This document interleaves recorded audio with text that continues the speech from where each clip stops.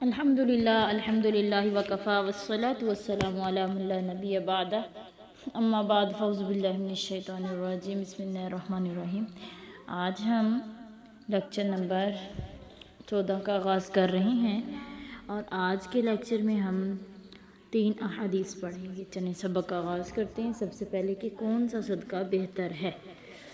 عن ابی ہریرہ قال قال رسول اللہ صلی اللہ علیہ وسلم کہ حضرت ابو ہریرہ کہتے ہیں کہ نبی صلی اللہ علیہ وسلم نے فرمایا خیر الصدقتی بہترین صدقہ وہ ہے ما کان عن ظہر غنی جو غنی کی پیٹھ پیچھے ہو، وبدا اور شروع کیا جائے بمن تعول اپنے اہل و عیال سے، رواہ صحیح البخاری۔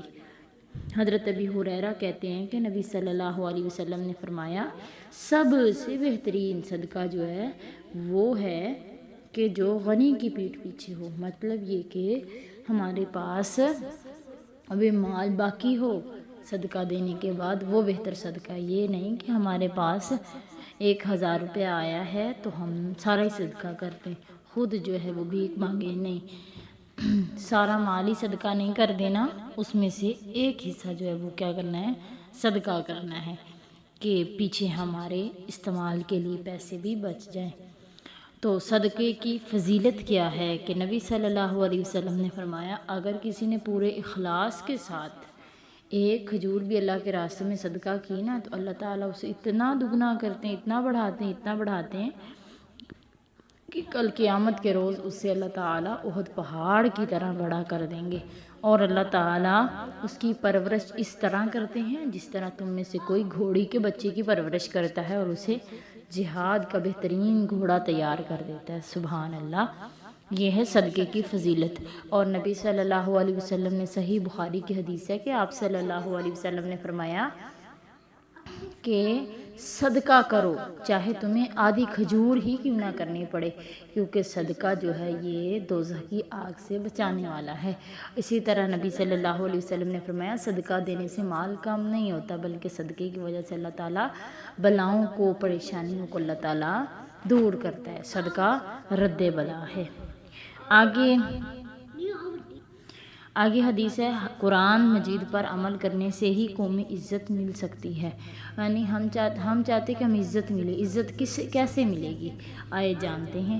آئیے عن عمر بن خطاب قال قال رسول اللہ صلی اللہ علیہ وسلم، حضرت عمر بن خطاب سے روایت ہے، کہتے ہیں کہ فرمایا رسول اللہ صلی اللہ علیہ وسلم نے ان اللہ یرفع بہذا الکتاب اقواما، بے شک اللہ تعالیٰ بلند کرتا ہے کئی قوموں کو اس کتاب کی بدولت، ویضع بہا آخرین، اور اس کے ساتھ بہت زیادہ کو رسوا کرتا ہے۔ نبی صلی اللہ علیہ وسلم نے فرمایا اللہ تعالیٰ اس قرآن کی وجہ سے بڑی قوموں کو عزت دیتا ہے اور بڑوں کو رسوا بھی کر دیتا ہے۔ مطلب یہ کہ جو لوگ قرآن کی قدر کرتے ہیں، جو قرآن کی عزت کرتے ہیں، قرآن کے مطابق زندگیاں بسر کرتے ہیں، اللہ تعالیٰ انہیں بڑی عزتوں سے نوازتا ہے۔ نبی صلی اللہ علیہ وسلم نے فرمایا جو بندہ قرآن کی تعلیم حاصل کرتا ہے نا، قرآن کی تعلیم حاصل کرنے کے لیے وقت صرف کرتا ہے، جب تک وہ قرآن کی تعلیم حاصل کرتا ہے اس کے لیے مچھلیاں دریاؤں سمندروں کے اندر، مچھلیاں دریاؤں سمندروں میں، چیونٹیاں اپنے بلوں کے اندر، پرندے ہوا کے اندر، حتیٰ کہ اللہ تعالیٰ کی نوری مخلوق فرشتے آسمان پہ اس کے لیے دعائیں مغفرت کرتے رہتے ہیں۔ سبحان اللہ۔ اور اگر وہ فوت ہو جاتا ہے تو وہ شہادت کے رتبے میں فائز کیا جاتا ہے۔ اور اس قرآن کی اتنی عظمت و شان ہے کہ نبی صلی اللہ علیہ وسلم نے فرمایا حافظ قرآن کے والدین کو کل قیامت کے روز اللہ تعالیٰ نورانی تاج ان کے سر پہ پہنائے گا اور انہیں نورانی ممبروں پہ بٹھایا جائے گا، اور حافظ قرآن کو اللہ تعالیٰ کہے گا کہ تو قرآن کی پہلی آیت الحمدللہ رب العالمین شروع کر، ورتل کما ترتل فی الدنیا، ترتیل سے پڑھتا چلا جا جیسے تو دنیا میں پڑھتا تھا، تو جہاں قرآن کی آخری آیت ہوگی وہاں تیرا مقام ہوگا۔ سبحان اللہ، یہ شان ہے کہ جو اللہ نے حافظ قرآن کو دینی ہے۔ تو یہ کس کی وجہ سے شان نہیں ہے، یہ قرآن کی وجہ سے یہ قرآن کتنی عظمتوں والا ہے۔ نبی صلی اللہ علیہ وسلم نے فرمایا قرآن کے ایک حرف پڑھنے سے 10 نیکیاں ملتی ہیں۔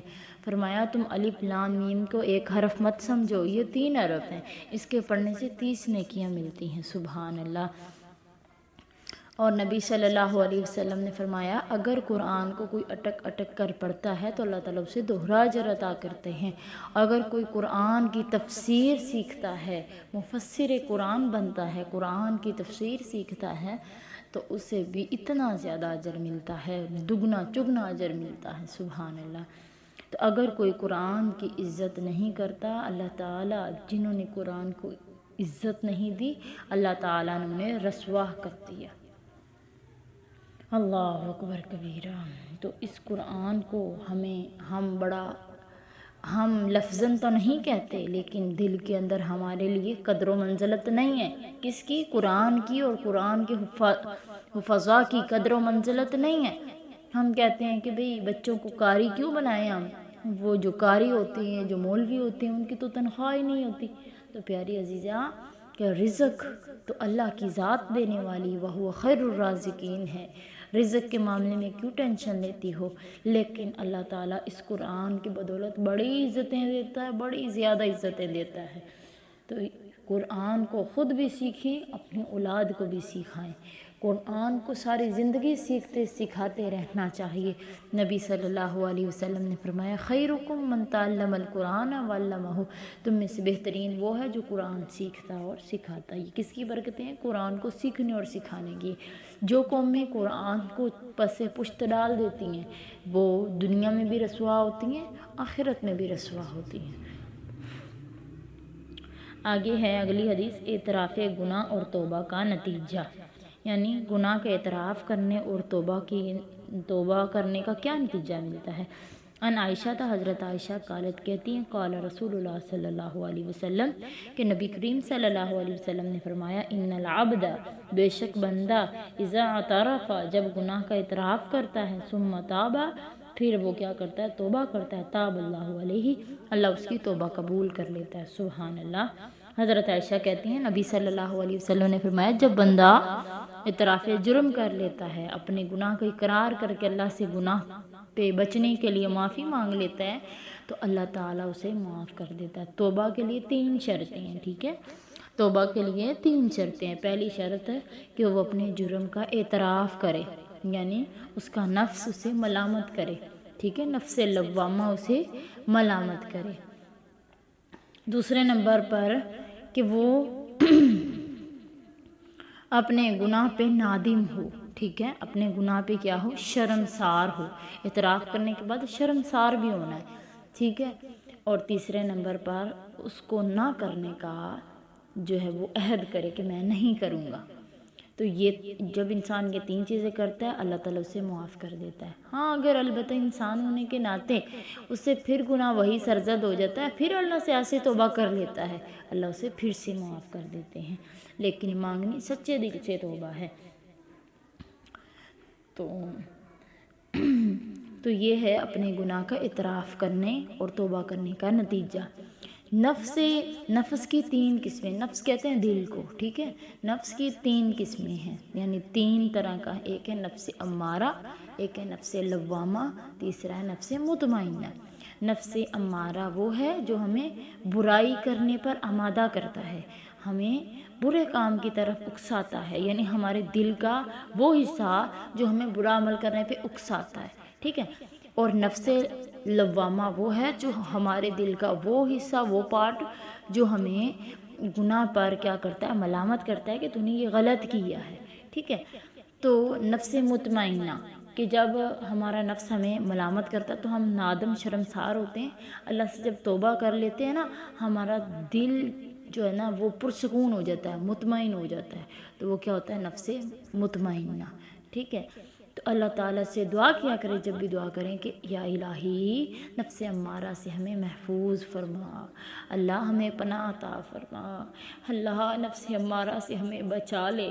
ہم بڑے گناہ کرتے پھر رہے ہیں، بڑے گناہ ہر بات پہ، قدم قدم پہ بہک رہے ہیں، الہی تو ہم پہ خاص کرم کر دینا، ہم پہ، ہمیں اپنی رحمت سے، اپنے کرم سے اپنی عطا سے الہی ہمیں نفس امارہ سے محفوظ فرما۔ ہم تیری پناہ مانگتے ہیں نفس امارہ سے، الہی ہمیں نفس لوامہ عطا کر دے، نفس لوامہ عطا کر دے الہی۔